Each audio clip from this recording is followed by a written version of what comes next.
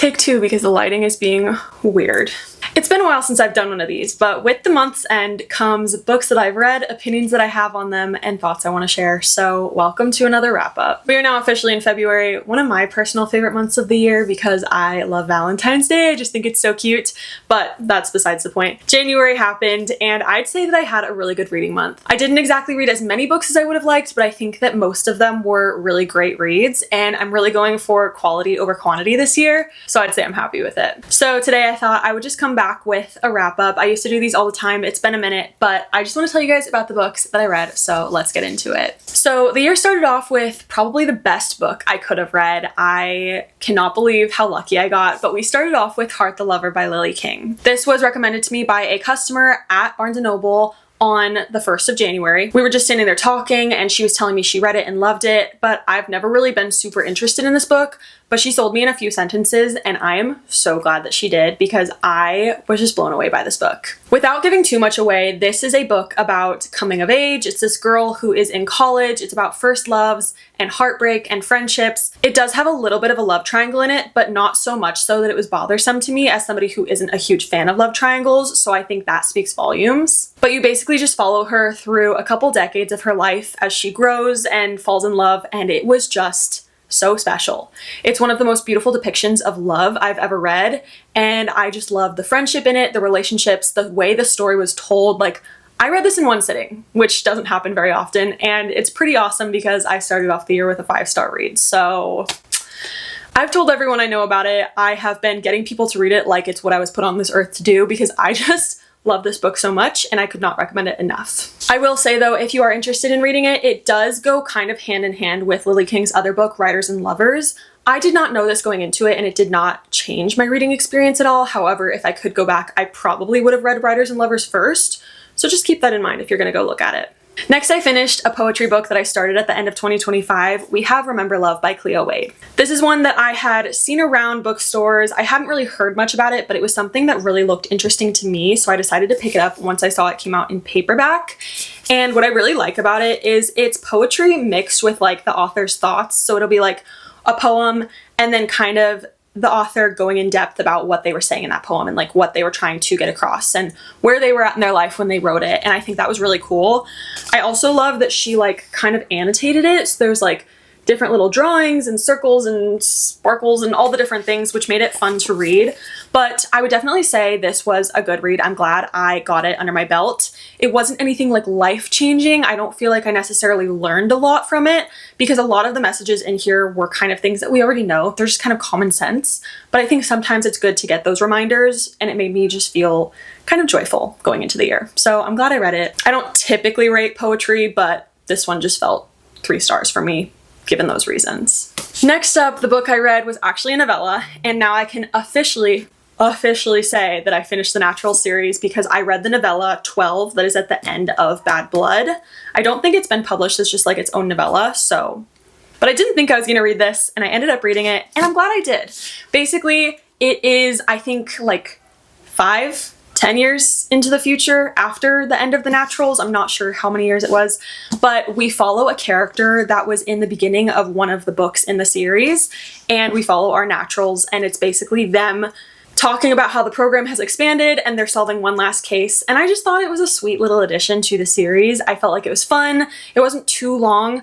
I honestly think if all of the books in the Natural series had been closer to this length, I might have had more fun with the series as a whole. But also I still had a hard time reading it in the sense that I did not fly through it, just like I didn't with any of the books in the series. So I don't know what it is about the books in that series for me, but like they just don't exactly work for me. But at the same time, I love the characters. I had fun with the story. So like, it was just mid for me, but I'm glad I read it so I can say that I officially read the whole series. Are you following along? Am I making sense? I don't really know what I would rate it, maybe a 3-star as well, but it was just fun. The next book I read was the one of the month that I would say was a letdown. I read Woman Down by Colleen Hoover.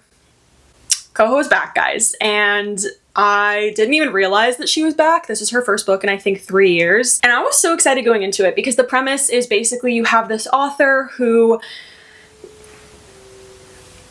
You have this author who had one of her books made into a film and it didn't go over too well. She kind of got canceled for lack of better terms, and so she's kind of been hiding from the spotlight for a while. But now she is ready to get back into writing. She goes off on this little retreat at this cabin to write by herself, like alone, isolated, out in the woods, whatever. And this is where it started to not get exciting for me, is basically this cop shows up at her door. It's this cop who looks just like the main character in the book that she's writing, so she's really excited. And they start this kind of little romance where they are, you know, playing out these fantasies that she's writing about in her book. But what I didn't love about it is the topics that it covers. I am not gonna say anything other than potential spoiler.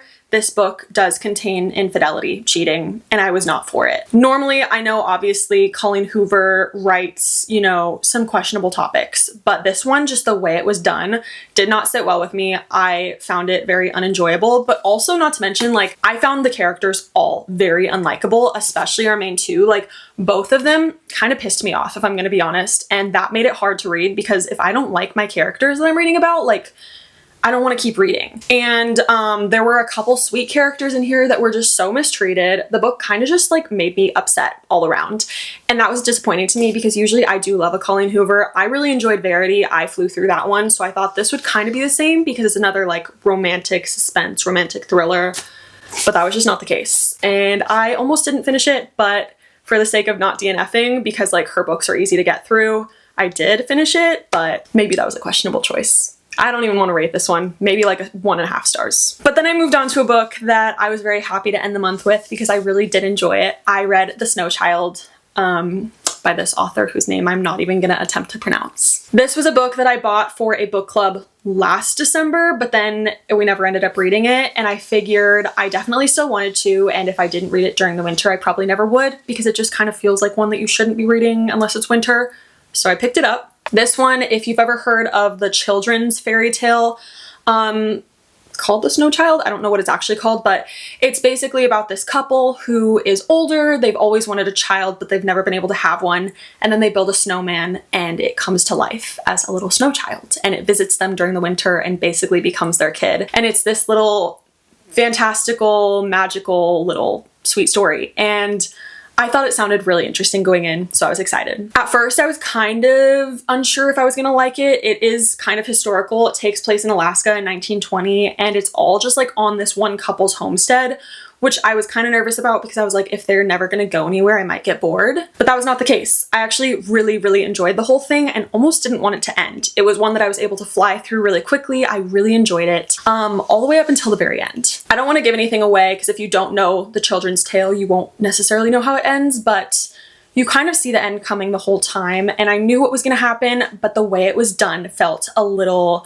underwhelming to me, kind of anticlimactic, because I feel like this whole story was done so well. The magical elements, the magical realism of it was done so well. I love magical realism, and I just fell in love with these characters and their snow child, and just everything about it felt so amazing. I felt so wrapped up in the story, and then the way it ended felt unfinished. It felt like the author kind of just like stopped coming up with ideas because it felt very, it was just too easy of an out, if that makes sense. That was honestly where it lost 5-star status in my eyes, so I ended up giving it 4 stars, but I did absolutely love it. I had a blast reading it, and I think it was a perfect little winter tale. So if you're looking for a good winter read, I know like East Coast, you guys are like covered in snow right now, this would be a fun one for you. So those were the 5 books that I read in January. As I said, I feel like I had a really good reading month. Like, all of them were great reads other than the Colleen Hoover.